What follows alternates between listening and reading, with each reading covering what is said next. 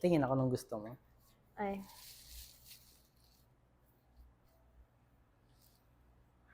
Actually, hindi na kaya ng buhok mo yan eh. Kung ano na lang. Kung okay sa'yo, ako nang bahala dun na sa balayage. Okay. Kasi, ito kasi, kung babalayage kasi natin yung gagawin natin, yung gawa ko rin. Ito kasi naka-plancha, so hindi ko makita yung natural ng buhok mo eh. So, sa nakikita ko kasi, brittle. Static na yung yung previous ng balayage mo. So, gagawin ko, kasi mataas na yung black mo. Yeah, last year pa yan. Itataas ko na lang tong blonde na to. Ito, hindi ko na to i-bleach kasi masisira na to. So, yung kaya lang ng buhok mo, i-bright. Okay. And then, magsha-shadow roots tayo dito ng siguro mga 1 inch and a half o 2. Kasi, gagawin ko ng paraan para hindi,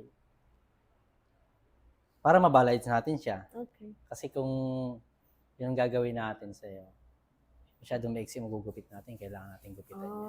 Ikaw nang bahala. So, ako nang bahala. Okay. Sige. Lagyan kita ng money paste dito. Okay. Yung blonde dito. Sure. Okay. First time yung ba dito sa akin?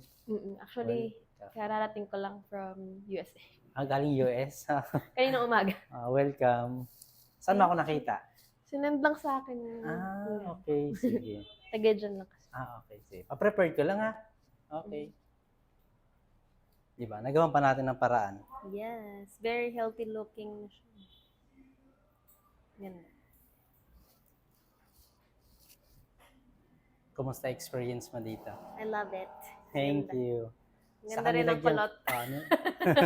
Saka nilagyan kita ng money paste saka dito sa ilalim. Para kung kukulutin mo siya. Yan. Very healthy tignan kumpara kanina. Kanina parang ayaw ko na gawin. Oo nga eh. Parang pakwit na. Oo. Yan. Ngayon, ang ganda na ng pagka milky ash naman siya.